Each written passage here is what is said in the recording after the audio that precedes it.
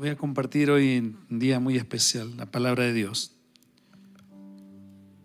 Y voy a tocar un tema, una historia apasionante que hay en la Biblia. Y quiero invitarle por favor a que abra su Biblia en el Ruth capítulo 3, versículo 11. Alguna vez hemos compartido sobre este versículo, pero Dios ha puesto hoy en mi corazón algunos pensamientos, estructurar algunas formas de pensamiento donde pude escribir algunas cosas que creo que Dios va a hablar al corazón en esta noche. Le puse como título a esta predicación venciendo una herencia negativa. Diga por favor esto, venciendo una herencia negativa. La herencia negativa es el temor. Y la palabra de Dios dice de esta manera: ahora pues no temáis, hija mía, yo haré contigo lo que tú digas, pues toda la gente de mi pueblo sabe que eres mujer virtuosa. Amado Padre Celestial, yo quiero darte gracias por esta noche y por poder estar aquí en tu casa, por darme ese privilegio de poder compartir tu evangelio y de que podamos juntos edificar nuestra vida, Señor, con el pan de vida que es tu palabra, Jesucristo, que eres tú, Señor, que el Verbo hecho hombre habitó entre nosotros. Y hoy por la fe, el arrepentimiento, Señor, es la llave que abre la puerta a que tú puedas entrar a nuestra vida, Señor, y puedas sentarte con nosotros, a cenar con nosotros, a hablar con tu iglesia, a pasar tiempo, Señor, dándote gracias por tanto que has hecho. Yo quiero en esta noche pedirte que nos hables en el nombre de Jesús. Amén. Estas palabras son palabras que dijo un señor llamado Booz. Le dijo a una mujer, un ejemplo, una historia apasionante de la vida de una mujer llamada Ruth. Usted lo puede encontrar en la palabra de Dios. Y estas palabras Booz se las dijo a Ruth cuando este hombre la vio derramada a sus pies. Le dijo: ahora no temas, no tengas miedo, hija mía. Una situación muy especial que estaba viviendo esta mujer. Y Ruth era una mujer que en ese momento que habitaba en la tierra del pueblo de Dios, pero en ese momento ella habitaba como extranjera. Una mujer que se había casado con hijos de una familia que emigró en épocas de hambruna, de mucha dificultad del pueblo de Israel, y se fue a vivir esa familia a un lugar llamado Moab. Moab era un pueblo enemigo del pueblo de Dios. En esa región se mueren los hijos de una mujer.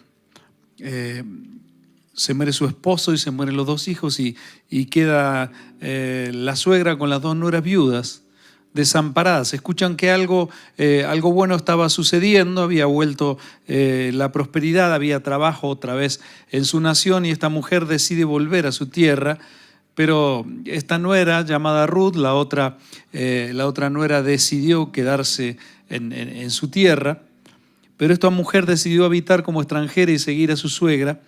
Y le dijo estas palabras que tantas veces usamos en reuniones, o se escuchan mucho estos versículos: tu pueblo será tu pueblo y mi Dios será mi Dios, le dijo Ruth a su suegra. Ahora, Ruth tenía muchos motivos en su vida como para tener miedo. Como dije recién, esta mujer extranjera estaba viviendo una sensación que es difícil de explicar. Aquellas personas que han experimentado sentirse extranjeros, tener que emigrar, tener que estar en una tierra que no es la suya, saben muy bien que hay un sentido en momentos como de desprotección. A veces cuesta mucho adaptarse a la nueva situación que estamos viviendo. Hay una sensación como de inseguridad, de desprotección, porque es tener que habitar prácticamente en un mundo desconocido. A veces uno siendo extranjero, se llega a sentir como deudor en un lugar sin que uno le deba nada a nadie.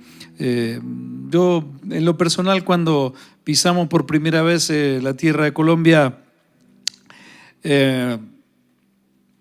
había una sensación en algunos momentos como de vacío en nosotros, ¿cierto? Porque teníamos que adaptarnos a costumbres muy diferentes, comidas que no conocíamos, miradas de la gente que a uno lo estudian, ¿cierto? La gente se da cuenta cuando uno no es del lugar. Con facilidad o haciéndose algo mucho más fácil porque entendíamos el idioma, nos podíamos comunicar hasta cierto punto, entendíamos el idioma, porque aunque eso significa mucho, hay muchas palabras similares que quieren decir otra cosa en diferentes regiones, ¿cierto? Siempre cuento una historia, hay palabras y un montón de modismos y circunstancias que me tocó aprender. Me tocó en Argentina, es diferente a lo que dicen ustedes. Aquí me tocó, es como un síntoma de decir, uy, qué jartera, ¿no? Es otra palabra que me tocó aprender, jartera, del verbo jartar, ¿cierto? Para mí jartera era uno que por ahí tenía un problemita en el labio y en vez de decir cartera decía jartera. Para mí jartera decía, uy, uno que anda con una jartera en la mano. Y pasan muchas cosas, palabras que tuve que aprender, ¿cierto? Siempre cuento esta historia, algunos quizás estén cansados de escucharla, pero yo recuerdo que bajamos del avión, era un jueves por la tarde, y llegamos, nos subieron a una camioneta y andábamos por la ciudad, en Bogotá, nos llevaban y la persona que conducía, alguien que fue nuestro pastor en su tiempo, pero éramos amigos de muchos años antes. Y recuerdo que íbamos en esa camioneta y alguien le decía al pastor, cuidado con el policía acostado. Y yo miraba para todos lados y uy, vamos a pisar un policía, debe haber un policía acostado en algún lado. Yo no entendía bien eso. Y estuve varios días, me callaba la boca porque decía, no voy a hablar porque, cierto, hasta el necio pasa por sabio cuando no habla. Entonces pasan muchos días, me di cuenta el policía acostado y como veníamos en ese tiempo donde había tantas circunstancias con la violencia, ¿cierto? Y tantas cosas, yo decía, no, acá son unos duros, los policías son unos genios, se disfrazan, no los ve nadie, ¿no? Entonces decía, policía acostado. Hasta que un día yo veía que cada vez que decía, cuidado con el policía acostado, el carro hacía, y subía mi. Yo digo, ¿qué será? Y está entrando a la unidad donde vivíamos, se me dio sin confianza, ¿qué es el policía acostado? Sí, no, el policía acostado es eso para que los carros paren, porque hay niños o donde tienen que ir. Le digo, no, pero eso no es así. En Argentina se llama loma de burro. ¿Cómo me van a decir policía acostado? Yo viví con un miedo toda esa semana y mire, así me pasó con muchas cosas. Muchas palabras, palabras que no tenían ni la menor idea que existían. Por ejemplo, se amañó. Se patració. Yo decía, ¿qué será un batracio? Pensaba yo, algo del... La cabrilla. Yo decía, ¿qué es la cabrilla? En los carros, por ejemplo, la cabrilla. Yo decía, una cabra chiquitita que va en el carro. Yo no sé. Decía, la cabrilla. El cloche, decía yo. En Argentina se dice el embrague. El embriague se dice, ¿cierto?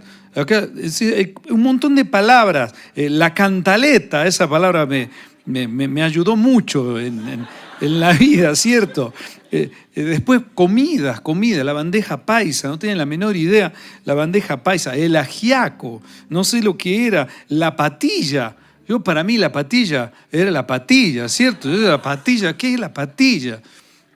A propósito, aquellos que tienen problemas con el cabello, lo mejor para la caída del cabello, los calvos, les digo que es la patilla, ¿cierto? Sabe que usted se deja crecer mucho la patilla a un lado y se la pasa para el otro lado y eso le ayuda, ¿cierto? Los corozos, la pitaya, el carambolo, la sudadera. ¿Qué es la sudadera? Yo pensé que era una máquina que hacía sudar, la sudadera. Yo no sé, una señora. Todas palabras que para mí fueron... me llevó tiempo adaptarme, ¿cierto? Y a veces de una región a otra también hay palabras que no se entienden. Ahora, déjeme volver. ¿Por qué le digo esto? Mire, la vida de esta mujer Ruth, no era solamente extranjera. ella pertenecía, como dije recién, a una nación enemiga de Israel. La nación se llamaba Moab, es una moabita. Moab era una nación despreciada por los israelitas porque en algún momento el pueblo de Israel fue seducido por la gente de Moab, aunque vienen de un estrecho parentesco que tienen que ver los moabitas y los amonitas con un hijo de Lot. Y bueno, es una historia para otra predicación, pero productos del incesto. Y la palabra de Dios dice que fueron invitados el pueblo de Israel, incitados a participar en actos inmorales en lo sexual, a adorar a otros dioses, a la idolatría.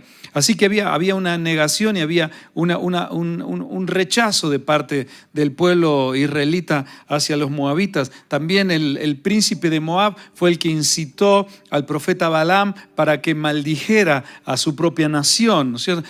Había muchos motivos para el rechazo.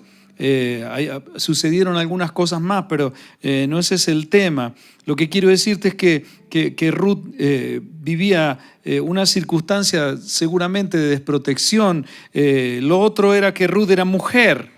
Y en ese tiempo, y aún en algunas culturas del Medio Oriente, ser mujer es pasar a ser un ciudadano, una ciudadana de segunda categoría, de segunda clase.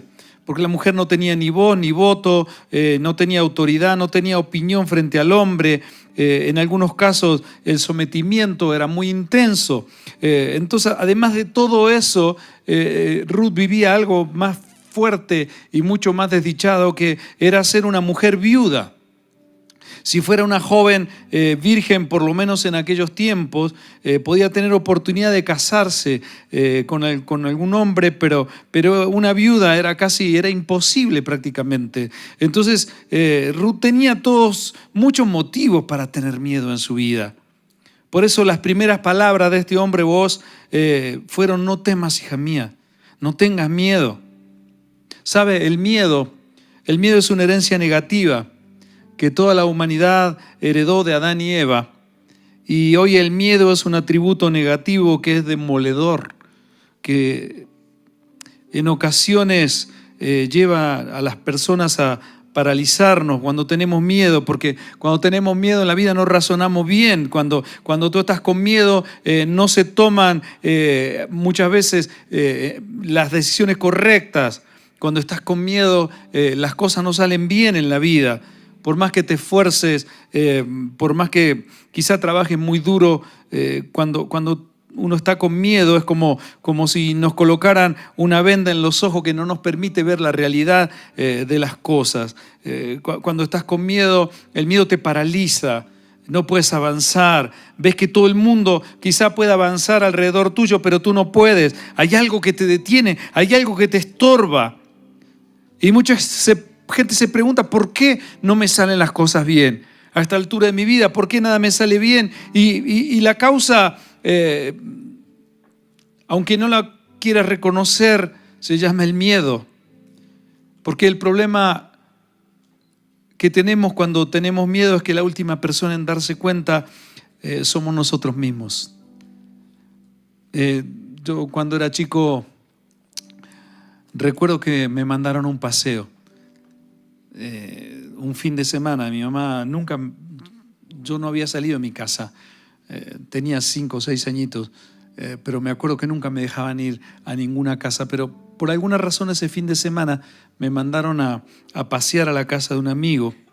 Pasé todo el fin de semana, me extrañaba a mi mamá, me sentía con mucha necesidad de volver a encontrarla. Cuando regresé, me acuerdo que llegué un domingo por la tarde y mi mamá no estaba por ningún lado. Yo la buscaba a mi mamá y no me querían decir dónde estaba. Nadie me sabía decir, mi papá tampoco estaba. Y estuve unos días, bastantes días, donde sentí algo tremendo que me marcó. Estuve muchos días sin verla, a mi mamá no sabía, nadie me decía dónde estaba. Mi papá, recuerdo que esa noche llegó muy, muy tarde, yo dormí con mi abuela. Mi mamá estaba internada en un sanatorio mental. Me llevaron a la casa de un vecino. Me dejaron quedar en la casa de un amigo, me acuerdo, de la cuadra que nunca me dejaban quedar. Y dormía en la casa de mi abuela, pero muchas noches extrañando en la casa de ese amigo y en otro, con gente diferente. Eso me marcó. Estar solo me hizo sentir por mucho tiempo muy temeroso. Yo a veces se lo he comentado a mi familia y alguna vez lo he dicho también. Me doy cuenta que estoy todo el tiempo llamando a mi esposa. La llamo muchas veces. A veces la molesto. Si estoy ocupada y cuelga y al ratito lo vuelvo a llamar y a veces me doy cuenta de que tengo miedos. Marcas que me hacen recordar quizá lo difícil que es para mí sentirme solo, sentir que mis seres queridos por ahí no los tengo cerca, que me van a dejar. Sé que no está bien, yo sé que a semejante edad no suena como ridículo, pero mira, el miedo, la intimidación, la acusación es algo que Satanás ha sembrado en las personas y para eso no hay edades. En incendios, en tragedias, en situaciones masivas, complicadas, las estadísticas dicen que muere más gente por el pánico, el miedo irracional que por el accidente muchas veces. Gente que en incendios mueren de infartos mientras están esperando que las vengan a rescatar. En medio de un vuelo en un avión, al perder altura por un desperfecto, hay gente que hasta ha salido corriendo a una puerta para tirarse del avión. En competencias deportivas trascendentales, el miedo puede hacer que un deportista se paralice, se aturda. Quizá la gente, los gritos, la responsabilidad, en muchos casos hace que esa persona que quizás se preparó años para batir una marca, se esforzó para llegar a esa oportunidad de alcanzar una meta, se le abrió la puerta de hacer una inversión para un gran negocio, cumplir un sueño desde muy temprana edad. Y en el momento de dar el máximo de mi capacidad, el máximo de la capacidad, el miedo lo paraliza a la persona y quizás eso lo lleve al fracaso. La consecuencia negativa que dejó el pecado fue el miedo. Cuando Dios llegó al huerto del Edén y dijo a Adán, le pregunta ¿dónde estás? En Génesis capítulo 3, versículos 9 y 10, después de haber caído, ¿cierto? Y la respuesta fue, más Jehová, Dios llamó al hombre, le dijo, ¿dónde estás? Y él respondió, oí tu voz en el huerto y tuve miedo porque estaba desnudo y me escondí. Estaba desnudo, tuve miedo. El miedo hace que te escondas. El miedo hace que no te quieras acercar a Dios porque tú sabes en el fondo que hay cosas en tu vida que no están bien quizás. Y te sientes culpable, hay culpa, el miedo te hace alejar de Dios. El miedo te hace buscar tus propios métodos, quizás para solucionar tus problemas si no quieres que nadie lo sepa. El miedo destruye los sueños, destruye tus valores, el miedo destruye tus virtudes. El miedo es algo tremendo. Es de las peores consecuencias que dejó el pecado.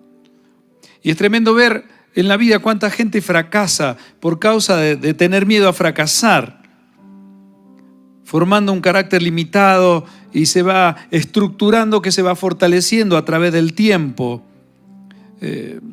Yo tengo un familiar que nunca le contaron que había sido adoptada.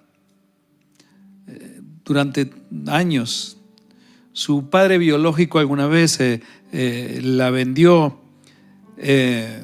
cuando era una bebé, y mis tíos que la adoptaron nunca le contaron la verdad.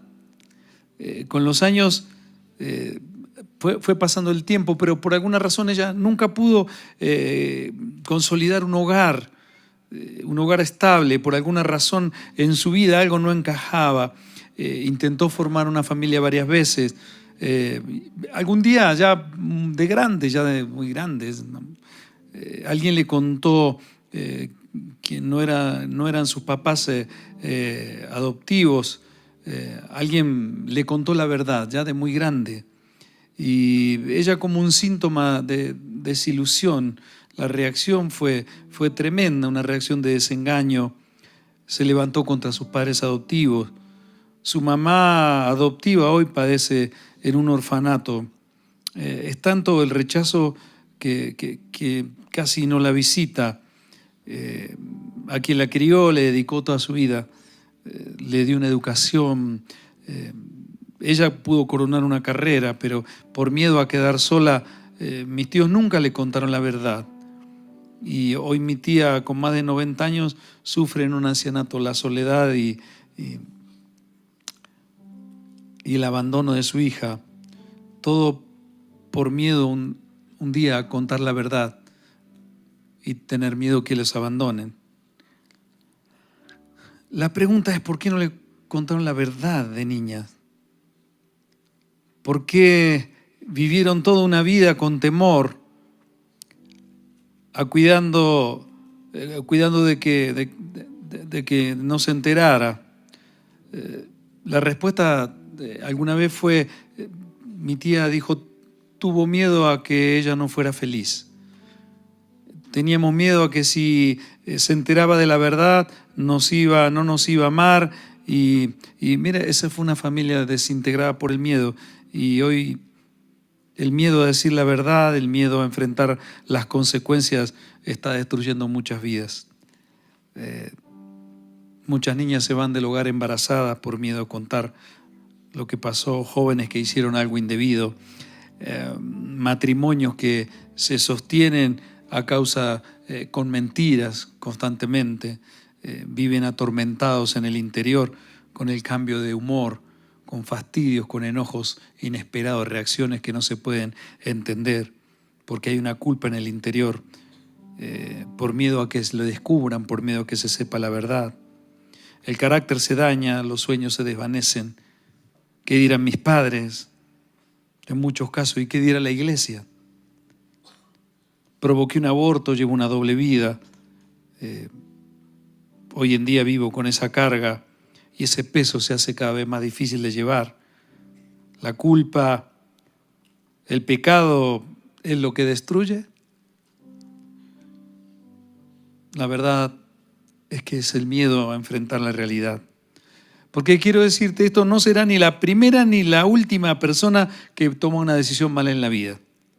No será ni la primera ni la última persona que comete un pecado.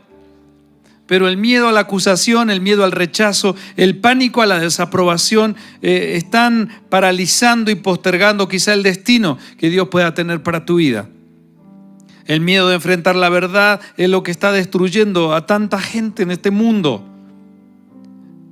Miedo de enfrentar la realidad y así entonces tapar tu desnudez con hojas de higuera, como lo hicieron Adán y Eva al darse cuenta que estaban desnudos.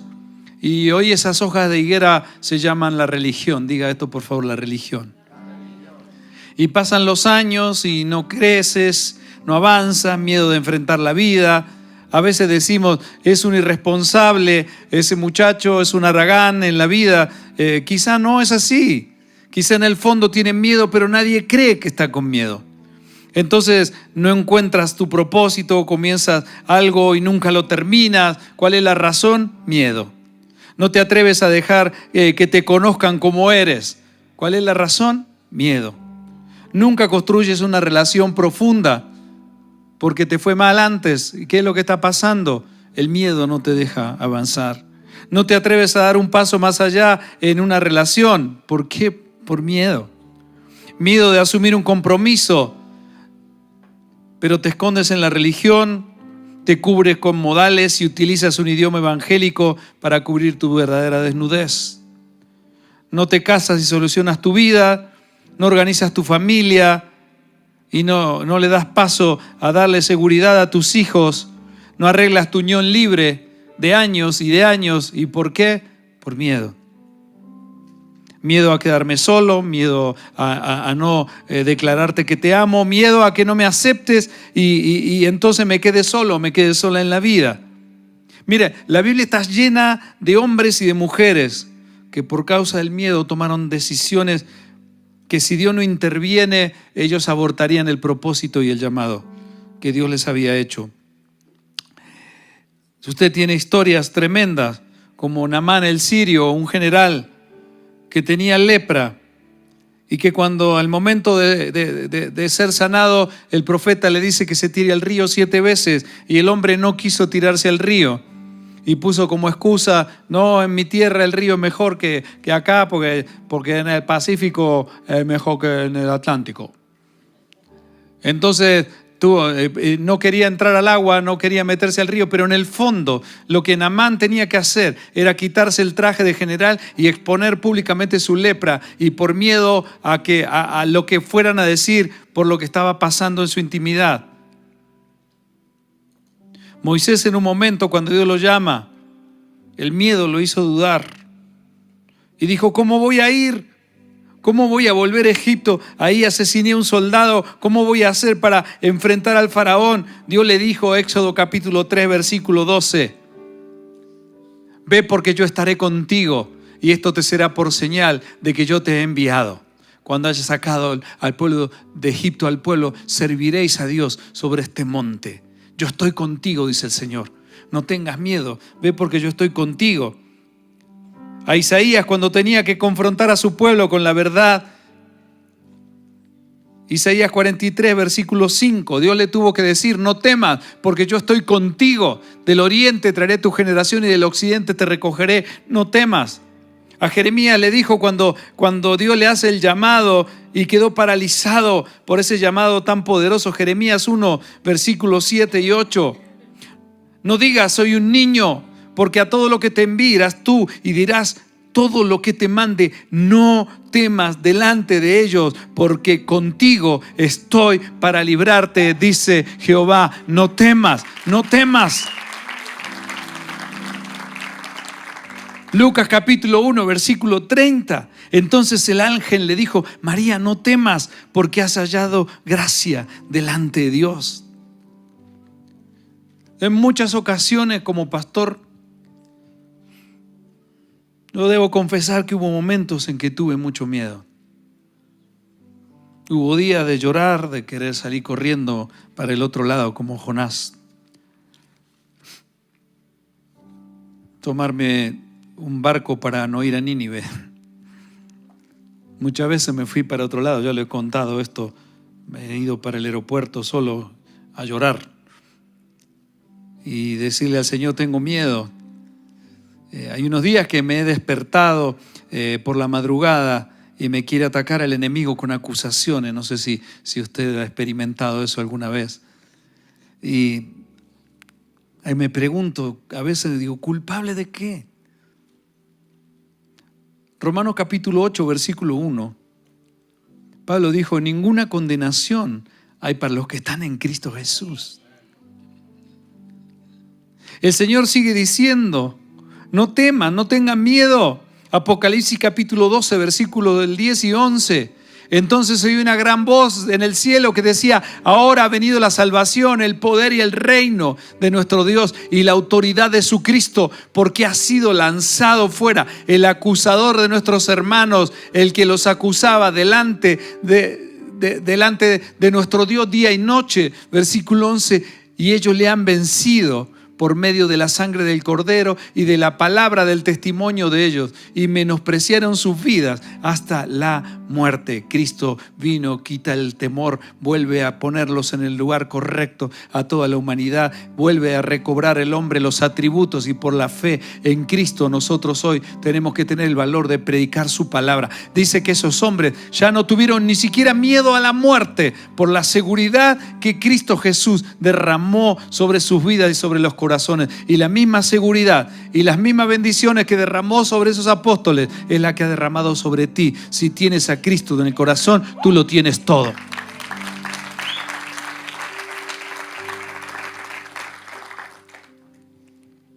Por eso tenemos que decirle a todas las personas, como Boaz le dijo a Ruth: no temas, no tengas miedo, porque desde el día que decidieron entregarse a mi evangelio, dice el Señor, tienes que saber esto.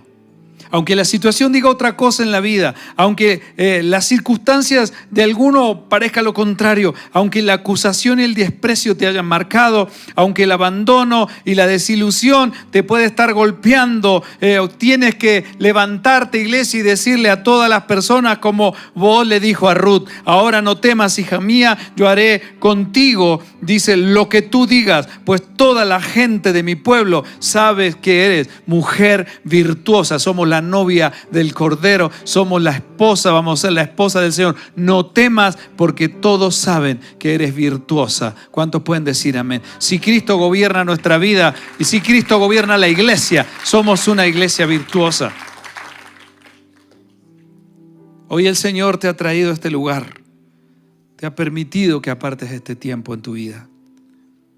Quizás hayas tenido que exponer tu puesto en el trabajo por el pico y placa, quizás estés aquí como algunos desde muy temprano, ¿cierto? Por esta extensión para cubrir el medio ambiente que hay en la ciudad, ¿cierto? Pero quiero decirte que hoy Jesucristo te trajo aquí para decirte: es tiempo de arrancar el miedo de tu corazón. Es el temor que te acusa, el miedo que te ha detenido y que no te quiere dejar crecer, ha sido quitado en la cruz del Calvario. Y lo único que tienes que hacer es abrazar esa verdad y empezar a caminar con seguridad.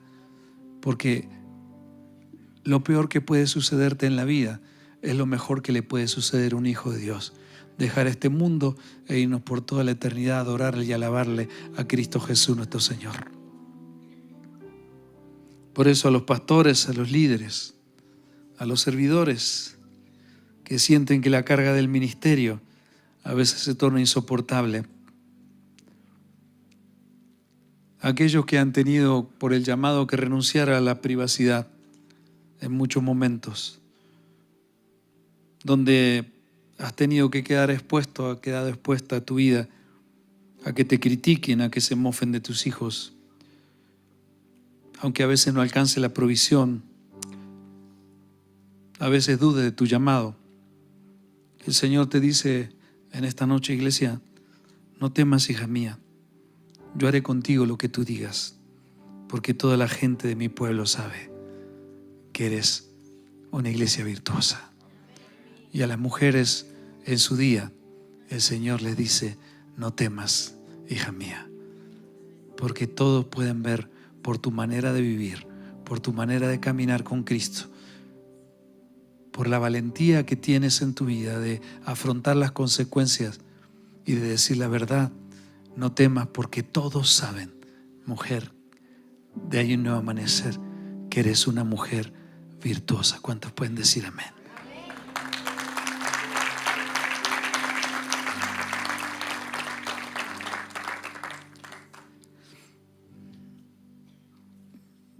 Virtuoso, dice el Señor, por lo que yo hice y conquisté en la cruz.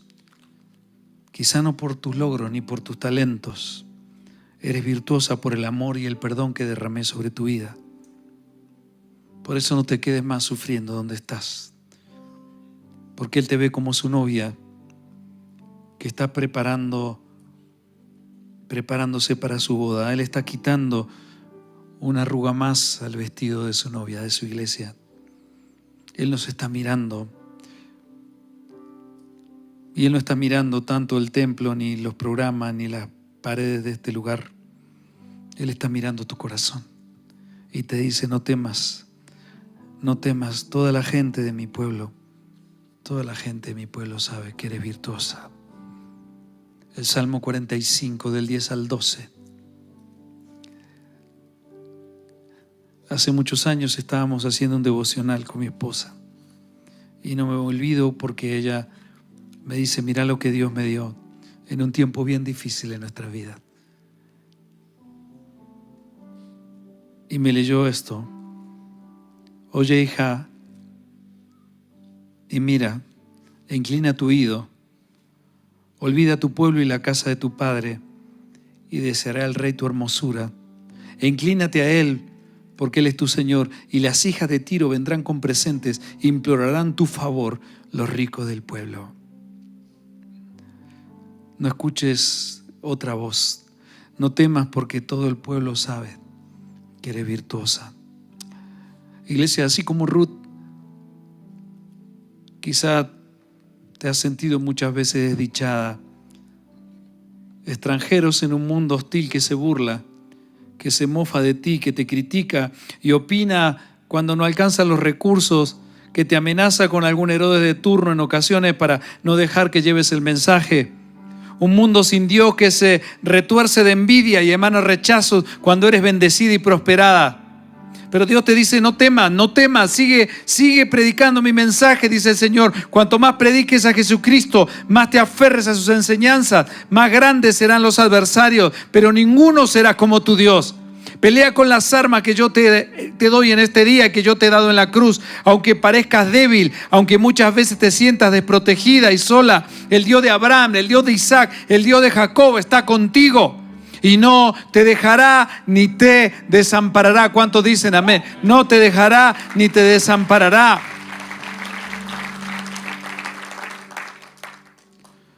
La oración, la alabanza, el ayuno, su palabra revelada por el Espíritu Santo, el perdón, la constancia, la compasión por los que se han perdido, por los que se pierden, la comunión de unos con otros, harán de ti un faro, una luz que enseñe el camino a los extraviados, a los insatisfechos por la violencia y el rencor que se ha desatado en este mundo, que extraviado vive por el pecado, que vive en una muerte espiritual, donde cada celebración para alegrarse se ha convertido en una marcha de reclamos y testimonios de violencia, dolor, amargura y pedidos de justicia en lugar de celebración. El Día de la Mujer, en vez de celebrar marchas, protestas, exigencias en todo el mundo, en todas las ciudades, prenda un televisor, vea los noticieros hoy y dice el Día de la Mujer. Lo mismo sucede con los días del niño, con los días del padre, con los días de la madre. Hoy se recuerdan en muchos casos con dolor, con una desazón, con desfiles y marchas de dolor por encima del festejo y la alegría de tener que poder recordarlos con paz, con satisfacción, con paz en el corazón. A este mundo cambiante que cada vez se asoma al precipicio de la muerte eterna, donde lo de ayer que era bueno, hoy es malo y ha cambiado. Jesús sigue dando su palabra eterna, porque en este mundo cambiante todo cambia, pero lo que no cambia es su palabra. Y lo que dice Jesucristo, Mateo capítulo 11, versículo 25 al 30. En aquel tiempo respondiendo Jesús dijo: Te alabo, Padre, Señor del cielo y de la tierra, porque escondiste estas cosas de los sabios y de los entendidos y las revelaste a los niños. Sí, Padre, porque así te agradó. Todas las cosas me fueron entregadas por mi Padre, dijo Jesús, y nadie conoce al Hijo sino el Padre, ni al Padre conoce a alguno sino el Hijo, y aquel a quien el Hijo lo quiera revelar. A ti te ha sido revelada la verdad, porque a Dios le ha placido darte el reino. Y dice, Jesucristo sigue diciendo: venid a mí todos los que estáis trabajados y cargados, y yo os haré descansar. Llevad mi yugo sobre vosotros y aprended de mí, que soy manso y humilde de corazón, y hallaréis descanso para vuestras almas, porque mi yugo es fácil y ligera mi carga. No temas, porque todo lo que va a venir y todo lo que te fuera a pasar, el Señor te dice: yo estoy contigo, no te dejaré, no te desampararé. Soy tu Dios que te esfuerzo, pero tienes que seguir adelante. ¿Y qué es lo que no tienes que temer, iglesia amada? Lo primero que no tenemos que temer es hablar y predicar la palabra de Dios y poder decir, como dijo Pablo un día: porque no me avergüenzo del Evangelio, porque es poder de Dios a todo aquel que cree. ¿Cuántos pueden decir amén? Vamos a levantarnos en este día y vamos a declarar juntos. Yo quiero que se ponga de pie conmigo, por favor, y vamos a levantar una oración en este día tan especial. Hoy se celebra el Día de la Mujer. Hoy se podría decir que en muchos casos se protesta por el Día de la Mujer. Marchas multitudinarias donde gente por diferentes motivos se reúnen. El pecado ha hecho que la mujer ya se canse de vivir golpeada, maltratada por violencia y por tantas cosas, y quiera dejar su espacio, el lugar que Dios le dio, para ocupar un lugar que no debe ocupar, porque Dios no la creó para eso. Tanta insatisfacción y tantos problemas que estamos viviendo. El temor a que nos pase de todo en nuestra vida lo hemos cambiado y lo hemos transformado por el temor a Dios. El temor a que tenemos un Dios creador que nos dice: he puesto delante de ti dos caminos, la vida y la muerte, la bendición y la maldición. Escoge pues la vida. Hoy a nosotros se nos fue devuelto todo aquello que se había perdido en el Edén, todos esos atributos perdidos. El valor se convirtió en cobardía, la verdad se transformó por la mentira, el sentido de pertenencia se fue, el sistema perverso en que hoy dirige al mundo es: tienes que imponerte y lo que tú dices, todo el mundo te tiene que obedecer. La necesidad tan grande de sentir aprecio, de sentir aprobación, hace que en muchos casos vivamos aislados y con temores. Hoy nos tenemos que levantar y es el día para darle una patada a los temores y a los miedos en la vida. Y yo declaro en el nombre de Jesús que los mejores días vienen para tu vida, mujer. Que el Día de la Mujer es todos los días. Si tú celebras todos los días el Día del Señor y tú te entregas y tú decides obedecerlo por encima de lo que diga la cultura, por encima de lo que exijan, por encima de todo lo que ha sucedido. Si tú hoy te atreves a abrazar la verdad de Cristo, si tú, varón, hoy atreves a encontrar y a colocarte en el lugar donde Dios te ha puesto en este mundo, vendrán los mejores tiempos donde tu liderazgo será de una manera reconocido y no tendrás que andar usando ni gritando ni levantando la voz, sino que tu autoridad, la autoridad derramada por Dios, será reconocida por los que Dios ha puesto a tu alrededor o a tu cargo. ¿Por qué? Porque Dios ordena todas las cosas y el Señor dice: te doy gracias, dijo Jesús al Padre, porque estas cosas no se las revelaste a los sabios, se las revelaste a los niños. Aquellos que tienen corazón como niños hoy pueden ser puestos en ese lugar de privilegio, como débiles pero fortalecidos, como derrotados pero vivificando a muchos, como pobres pero enriquecidos. La humildad es el arma poderosa que Dios ha colocado en un mundo que se mofa, en un mundo que se ríe, en un mundo que se cree superior. El Señor sigue diciendo: eres la niña de mis ojos. Eres la niña de mis ojos. Yo estoy contigo. Derrama tu corazón sobre este altar. Derrama tu corazón, iglesia amada. Coloca todos tus miedos, todas tus cargas, que yo quiero tomarlas, dice el Señor. Ya las conozco, dice el Señor, pero quiero tomarlas en mis manos.